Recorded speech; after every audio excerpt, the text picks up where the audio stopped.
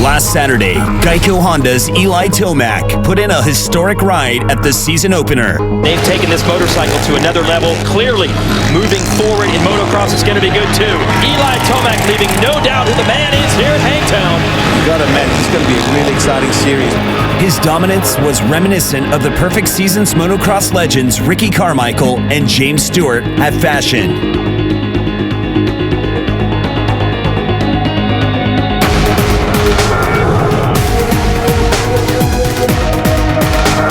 Looks for answers as they head to the gate for round 2. 450 Moto 2 is up next, live on NBCSN.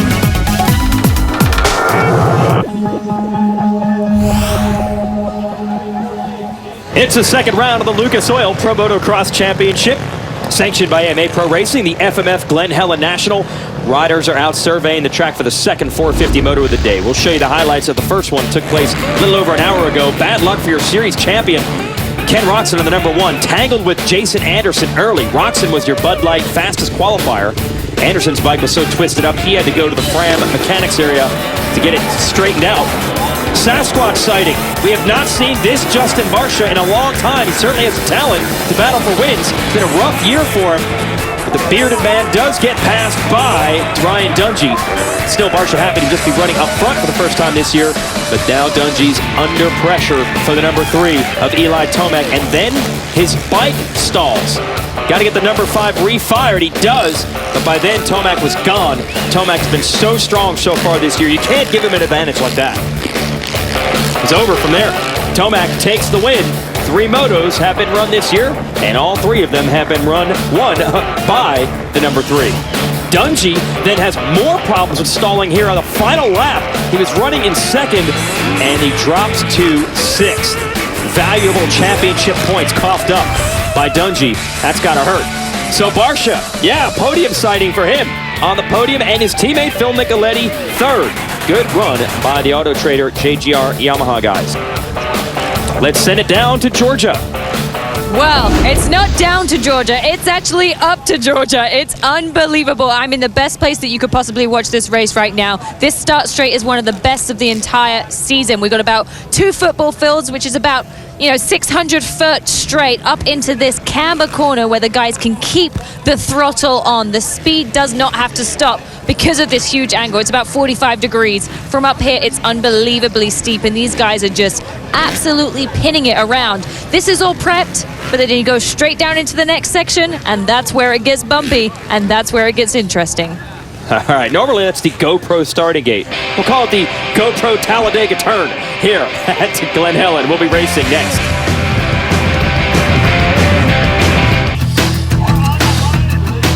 How about Kyle Chisholm, privateer, getting it done, well inside the points-paying positions last week, 13th overall. He gets the FMF Privateer Power Award from last week at Glen Helen. Does get some help this summer from Kawasaki, but it's his own team. Well done for the veteran out of Florida. Now, speaking of Kawasaki, time for the Kawasaki track map. Well, we start at the top of one of the first hills. You come down this lower section, make a left under the Lucas Oil Bridge. Get the drive down, because you got to carry that momentum all the way up the biggest hill at Mount St. Helen. Do a sharp right-hander, drop way back down. Really steep braking bumps are becoming bigger and bigger as the race goes on. This section goes back into the canyon. A lot of jumps, very technical, a lot of elevation. And if you really nail the track, you get the Bud Light Fastest Qualifier Award. That went to Ken Roczen with the best time this morning. And we'll show you what it's like to ride this track at our GoPro track preview. Got the Hero 4 on Weston Pike from earlier today. Well, gate drop from Moto 1. Pike gets a decent jump. You see Barcia eventually gets a whole shot coming around. He gets swallowed up. You hear the roost hitting him coming in Talladega. Just listen to all that roost. Those rocks coming through. Gives you good perspective of basically being on board. Pick your line. Try not get hit. Maneuver your way through all the traffic. Get the power on the ground up these big hills here at Glen Helen. Let's have a look at our KTM keys to the moto. Challenging track conditions. The reason I say challenging is because they continuously change. We've gone from having wet weather here in Southern California to it's dried out. The track is perfect and the hills are critical. You got to get the drive up the hill and make sure you leave your braking as late as possible on the downhills. And of course, our third key, can anyone beat Eli Tomac? He has dominated so far. Dungey had a little issue in the first moto. Gates about to drop. Can he rebound?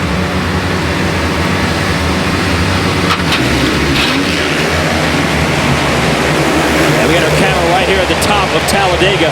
The biggest, widest, fastest first turn in all of motocross. And the number 3, Eli Tomac, leading him around. Will he hold on for the motorsport.com hole shot? Yes, he will. He's got Dungey and Barcia right behind him. So good starts for those guys in all the races today. Dungey going to try to go after Tomac immediately. He has to. Tomac's got the pace. Dungey needs to put him under pressure. Let him know, hey, I'm here to race. And look at that. Ken Roczen, good start, no trouble. He's trying to thread the needle between two riders. So all of our heavy hitters are in the top 5 right now. This should set up for an epic battle, but they got to make sure they don't allow Eli Tomac to get in his groove and disappear in the distance. Man, riders getting kicked all over the place on that jump. So the 3 of Tomac out front, the 5 of Dungey, the 1 of Roczen, and the 51 of Barcia. 1, 2, 3, 4. These are 4 big hitters, 4 highly salaried and reputation riders. They've won plenty of races and titles before, and let's see who can do it. By the way, 4 different brands too. Yeah, I was just going to say 4 different brands. They are basically the dominant guy on the brand, and arguably probably the highest paid riders. Oh, we see Tomac jumping through that corner, a little swapped out. And if Dungey could keep Tomac in sight, he might be able to see some of these little things that he's doing. And Roczen, obviously now, with a decent start, we can finally hopefully see what a semi-healthy Ken Roczen can do with a decent start. First motor got tangled up with Anderson. Disastrous start to his day. But this is exactly what he would have hoped. Be near the front, be able to see, watch, learn, and if you've got the pace, he'll figure it out later in this race. Oh, Roczen gets bumped around a little bit on some of those bumps on the exit of the corner. There's Tomac already trying to get away from Dungey. As we complete the first lap here at Glen Helen, they've distanced themselves a little bit over Barcia, who once again has his teammate Nicoletti behind him. That's 5th. Then it's Anderson, Reed, Porcel, Freezy, and Seeley. That's your top 10. A mistake on the exit of the corner by Tomac. Reels it back in. Well, he's trying to get away. I mean, Eli's got the pace, and I think the way he's approaching this moto is if I get a good start, I'm just going to try and run for the hills. Oh, Nicoletti. Was that Nicoletti? Yes. He had a... We just caught the tail end of it. That looked kind of violent right at the end there. Looked like it slammed him to the ground. Phil just a little slow getting up. Doesn't look like he's in any major rush. Trying to find his bearings there.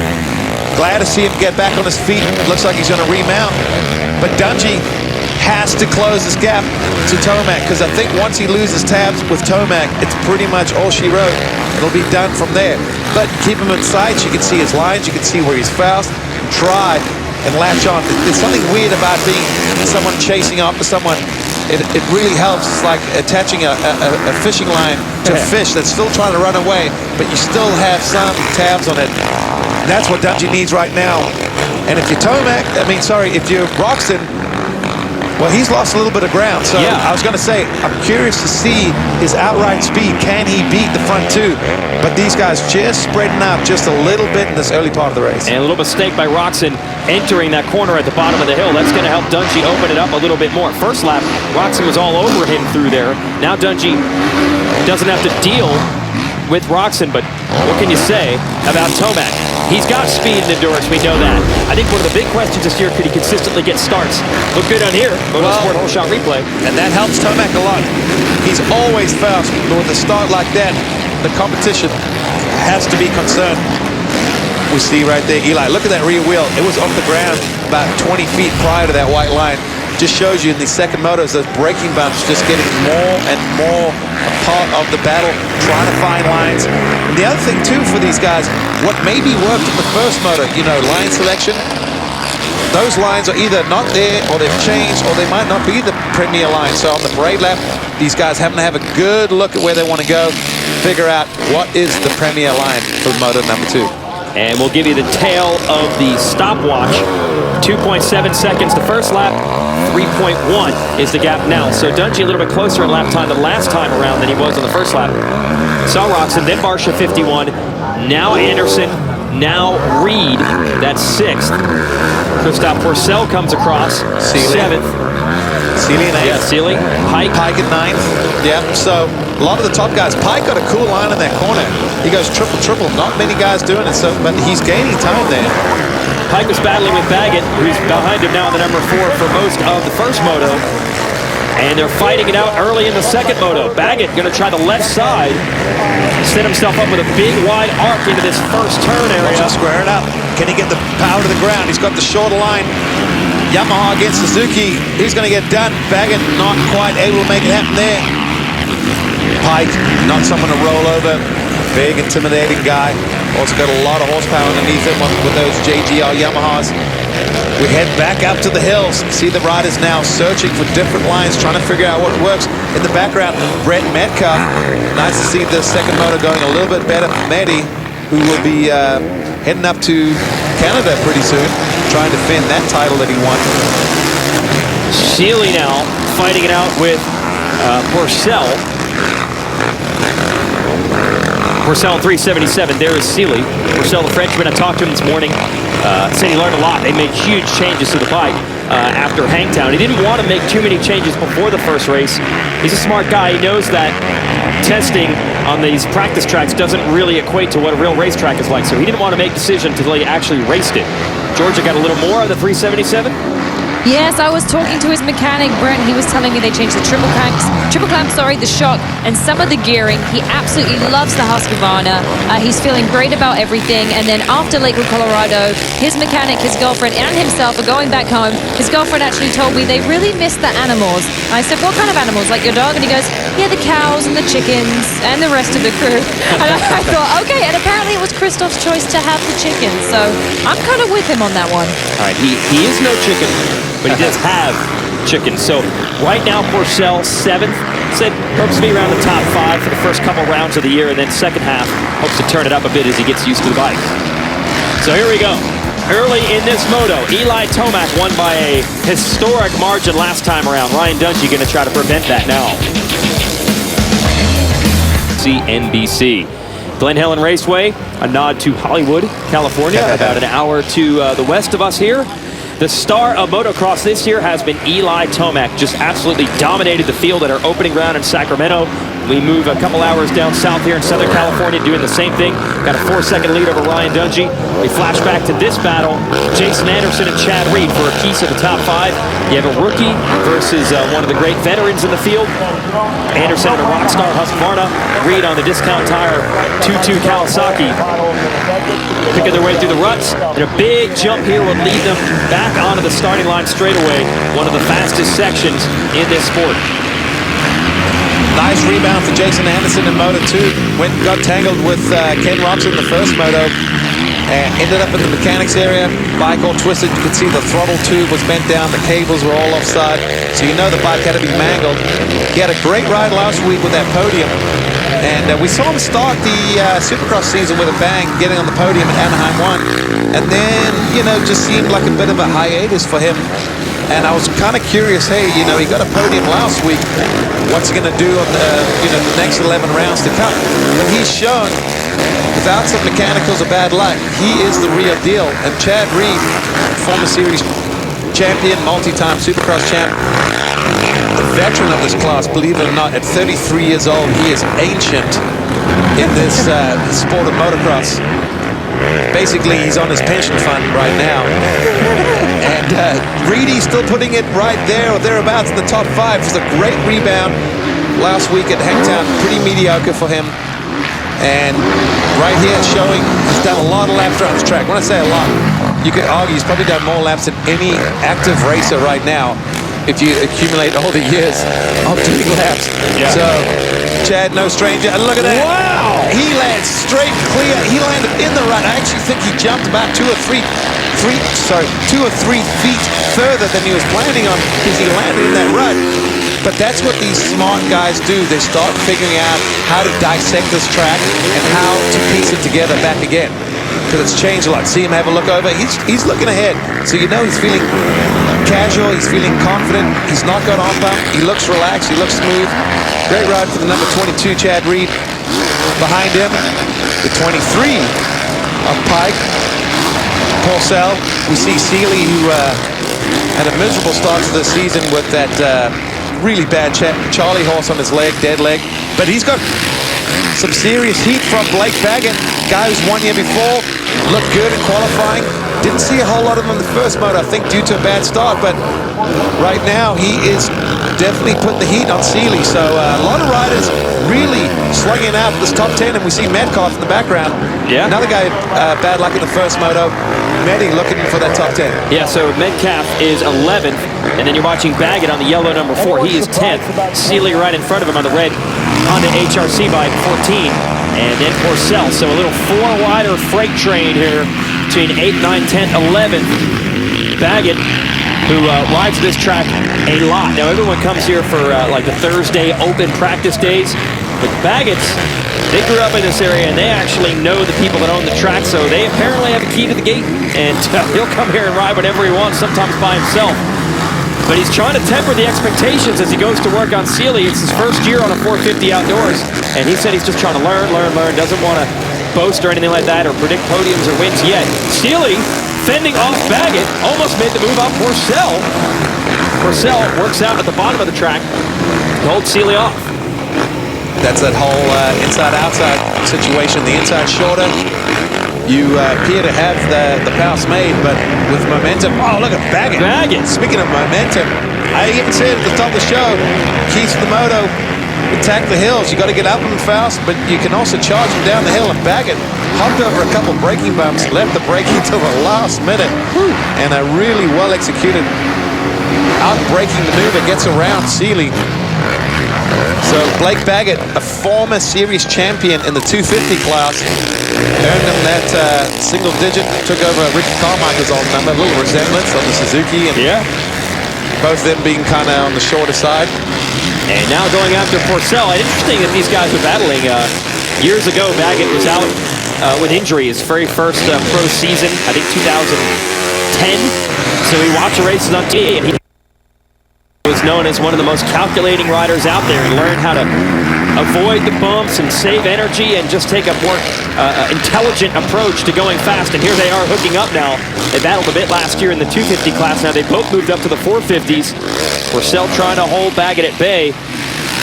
Baggett to the inside. Side by side. Gonna be a drag race here to this finish line jump. Now Baggett's on the outside. We have a right-hand corner coming up, but he carries more momentum. And it looks like he might have Porcel covered. Let's see how it turns out. Now Porcel's line works out, but Baggett's once again left with the inside. Oh, got him. Side by side, but having that inside, you control that line. Porcel just a victim there. Well, Baggett's always strong late in the races, making some passes, but they're still figuring out the bike to be perfect. I guess you never get it completely perfect, but they know they can get it better than they did last time around. They worked on the bike being supple in the soft bumps, and that helped, especially second half of the race when you get tired. Second half, we're there. 15 minutes could save you 15% or more on your car insurance with Geico. See the countdown clock top of the screen. As now it's going to be a Porcel and Seeley battle. Porcel told me, and you can explain this better than I can, they changed the triple clamps to a longer offset. That's where the handlebars and the front suspension are attached to the triple clamp, extending the front of the bike out. What does that help with?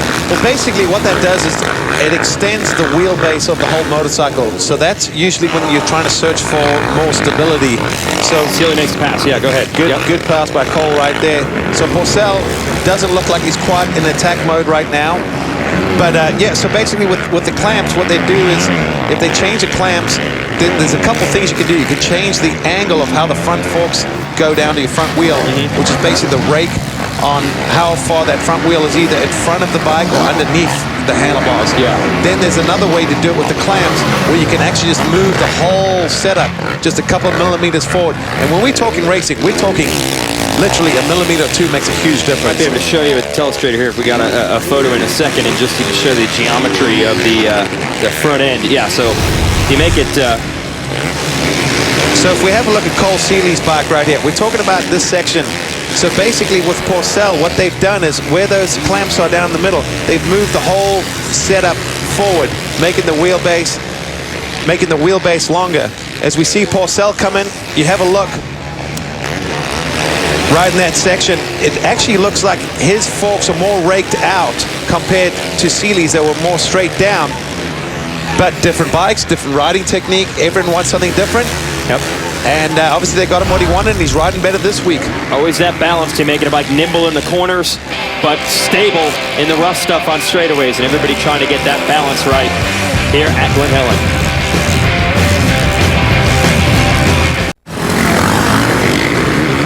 Eli Tomac, this is a clinic on how to ride a motocross bike on a rough racetrack. That should be difficult, but it almost is looking fun the way he is creating jumps in spots where you're not supposed to be able to jump, hopping to the top of the hills. Just a master class on how to do this.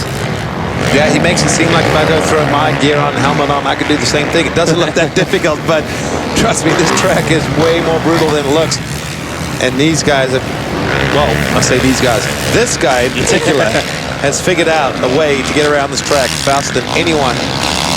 But not quite the exact domination we saw last week, which in my opinion was a bit of a shocker. Eli's looking back, oh, there's a rock there, my bad. I'll go around that next time. That's a sign of confidence and just being cool, calm, and collected right there. Take a look over the shoulder. What does he see? No one besides lap traffic between him and his rival, Ryan Dungey, who is now almost 15 seconds behind. Here's Fred Norn out of Sweden, riding for the Motorsport GPI Racing Honda team right now. He does test riding for the factory Honda effort, and they're actually going to give him a factory Honda bike at the next race. Trey Kennard is out right now with a broken arm, so Freddie at our next event is going to take over Kennard's factory bike. Now, Freddie does get some of the factory stuff on the GPI bike right now, but he'll have the full factory equipment starting next week, at least until Kennard comes back. They're not sure how soon that will be. He did get the factory bike the second half of the year last year and did really well with it. Got into the top 10 in the final series standings. So good for Freddie, who was a long-time journeyman privateer, getting another shot. Well, now we got full-time Phil. Yeah. And in this class, we have fill-in Freddie, because he's also been another fill-in guy. As we see Brock Tickle. He had a problem here. I think we've got footage of it. It's very consistent last week at Hangtown, but he's had a rough go of it today. And we're trying to figure out what happened. I think he had a crash at the top of one of these hills while battling, trying to get inside the top 10. Tickle, teammate of Roxon. Oh, here it is. So he's pushing the bike. So at this point, he probably can't start it. So guess what? Good news about Mount St. Helen. If she doesn't start on the downhill here, it's never going to start. It's done. So he bump starts the bike on the downhill, but lost a lot of valuable time. And these four strokes do get... Oh, battle here. Chad Reed going after Pike. Has he got it? Pike goes on the outside. Oh, good battle between these two. Nick Pike might have gotten him. Yeah, he did. Now seals it off. We'll see if Reed can come back. These guys have swapped it a couple of times. We got Barsha in front of them in fourth. And yeah, Pike's got it figured out. Pike, a Southern California native. So he's got a lot of friends and family out here, I'm sure. We've talked about it a lot. He's kind of the rags to riches tale was a privateer for a long time. Finally, last year, the Soaring Eagle Jimmy John Suzuki team gave him a shot on a factory bike. He impressed. And then the Joe Gibbs Racing Yamaha team, Auto Trader and Toyota picking him up. And here's teammate Barsha. And Barsha's not that far ahead of him. Oh, he yeah. just went by and look at Pike. There's just a couple seconds in it. A little under 3 seconds. And Pike, if we look at lap times, he has been just creeping in a little bit, slightly faster pace overall. Barsha, a little mistake there. Trying to cut to the inside. Gets over that step up. But watch, you'll see Pike come in the background. There he is. So he can see Justin Barsha right now. That's a big motivational booster for any rider. When you start seeing the guy in front of you, when you come out of the corner, you can see him ahead of you. It's... Oh, Mike! How did he hold on to that? Holy moly! Hey, I'll tell you how he held on. He's the biggest, burliest, gnarliest guy out there. That's how he held on.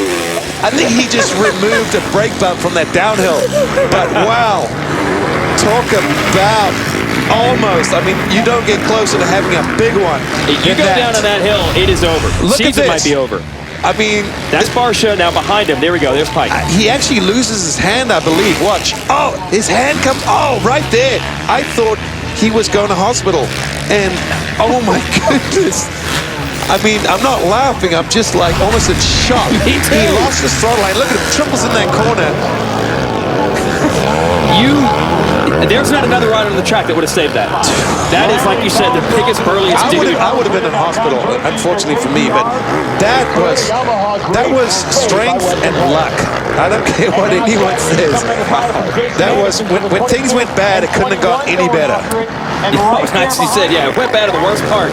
But he just did the world's toughest one-rep push-up and saved it. There's some bull riders out there that are very, very jealous right now. They're like, hey, with one hand, I can't do that.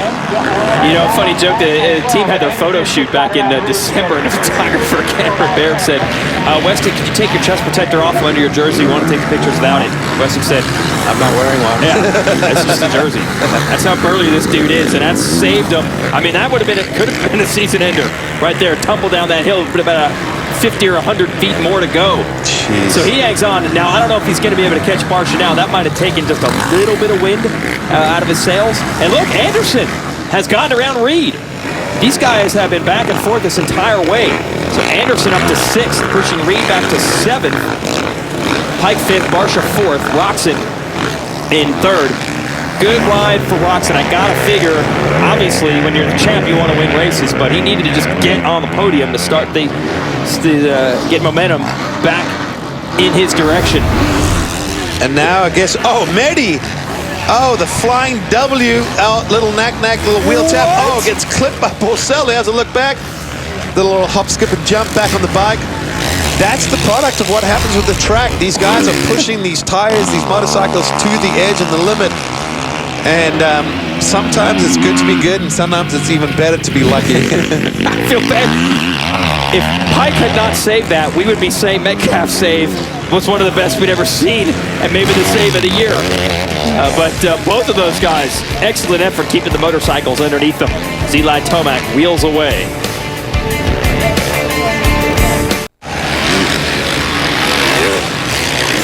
Stanley Cup playoffs are on NBCSN. It's the Lightning facing off against the New York Rangers. Coverage of Game 5, the Eastern Conference Final, begins tomorrow at 7 Eastern on NBCSN. Every game, every night. Don't miss a moment. Big fight here just outside of the top 5. Well, now into it is Jason Anderson. He has taken it away from Weston Pike. Anderson, last 10 minutes or so, this moto has found another groove and has worked his way past Chad Reed, worked his way past Pike into 5th. Blake Baggett, the 3rd rider in this shot on the Yoshimura Suzuki, trying to follow Anderson through. And I think that near crash from Pike has maybe slowed him just a little bit. He's a tough guy, but to go back to really hang it all out, I think after that near miss, a little bit hard to do. So Baggett's going to try to take him next to get into 6th. I think, like you said, Jason, maybe that near crash from Pike unsettled him a little bit. The minute Anderson got around him, he's been focused and he's been hanging there, and he looks like he's got his thoughts back together. He's back in race mode, and he wants that spot back, and he is charging. And if he doesn't, he could lose another spot to Blake Baggett. He's looking good, and he's put the pressure on. See the line selection these guys are taking. We got complete left, complete right, and in the middle, and everyone trying to find the line that they think will get them around this track faster than anyone else. See the lap, look at the lap times, how much they dropped. 5 seconds between his fast lap and his last lap. Jeez. Yeah, and that's in one moto. And in practice or qualifying, fastest lap is at 2:20. Yeah, so that's just how rough. Every bump is that much bigger at the end of the day. There's Barsha on the 51, just came through the 21. Rockstar Husqvarna of Anderson coming through in 5th. 6th is Pike here at the 23. Then Baggett, 7th. Chad Reed is 8th. Sealy, 9th. And Christoph Orcel back to 10th ahead of Metcalf. Josh Grant, 12th. Tommy Hahn, Freddie Noren, 13th, 14th. And Brock Tickle, who had that stall earlier, is 15th. And there's Chisholm, Cunningham, Will Hahn, Vince Freese, and Jesse Wendland rounding out the top 20. Eli Tomac, 27-second lead over Ryan Dungey with Ken Roczen in third. And Tomac now has taken the 2-lap card. Now that time has run out. So he's got less than 2 laps to go from continuing this perfect season. But these guys, they got 2 laps left to go to battle it out. This is where Baggett makes his money. He has always been strong down the stretch. Teams say they still have to make the bike a little easier to ride, though, or it's even for him. You can get tired late in these motos. They think they made some progress. They changed everything. Engine settings, shock fork, suspension linkage, which is what connects the shock. So all that work, see if it pays off now as he tries to get Pike for 6th. And I think he might even get a little motivation trying to get Anderson, who's up ahead of him as well. Those two have a real brewing rivalry. Past the Fram Mechanics area we go. See Baggett trying to avoid the roost. Not only does it sting, and he's probably running out of tear-offs, but you also can't really see, and it takes you to focus of what you're trying to accomplish. So on these hills, whether it's especially under heavy acceleration, these guys trying to find alternative lines, just purely because that roost can be so brutal. Yeah, Baggett was inside everywhere that Pike was outside, vice versa, but they all like the outside line at the bottom of this hill. And that was almost impassable in practice earlier today. It was just mud bog. No one used it. Now it's turned out perfect, that outside line. Look at Baggett. Every lap is getting kicked on that uphill. Well, sometimes there's a difference between being kicked and having a control kick. This guy, he's controlled every kick and bump from last week through this week. Eli Tomac gets that white flag last lap. I mean, this has just been a perfect start to the season, literally and figuratively, for Eli Tomac. May not have had every hole shot, but he's been the fastest guy. He's had dominating wins. This is arguably his smallest gap, maybe besides the first moto in Hangtown. Yeah, it's about the same, almost half a minute is Dungey behind. Ken Roczen, another 41 seconds behind this leader. So a lot of these guys, you know, maybe not hitting the panic button, but they're going home thinking, man, you know, we've made some progress. We found a minute, but we still need to find the other 30 seconds. So Tomac has just been on fire this year. And we've said it before, Jason, when he's on, I don't believe there's anyone in the world that rides a dirt bike these days that could beat him when he is on. I don't care if you're Antonio Cairoli, Ryan Dungey, Ken Roczen at full form. Tomac has shown us some things that we have not seen in a while of just pure dominance. I think the question has been, can he do it over and over? The starts have been an issue at times so far this year outdoors. He's been on point with all 4 of them. And he got the whole shot that last time. Yeah. So the man they called E.T., his riding's been out of this world, but he has been just dominant on planet Earth so far in the Motocross Nationals. I got bad news for the rest of these guys. Where's our next race? His home state of Colorado. He's from Colorado, and we're going to Colorado in the altitude. So, I don't know. Hopefully the other guys have said a few prayers and make a few changes on their bikes and figure it out. But if you give someone like this that much confidence, you've got to get in his head. You know, you got to rattle his cage. You got to get him thinking about other things. Because right now, he's not worried about anything except just getting that checkered flag. And it seems to be relatively easy for Tomac. This makes it 4 for 4. And they've all been 4 absolutely dominating performances. Dungey had a little mechanical issues in the first moto, but I don't think that would have changed the outcome because you see his butt patch there, ET3. The other guys are saying, go home, go to your other planet, ET, because you're out of this world right now. Eli Tomac dominates Hangtown, dominates Glen Helen. Cannot start a season better than this. Like you said, he has not only won all 4 motos, he has won them with huge gaps.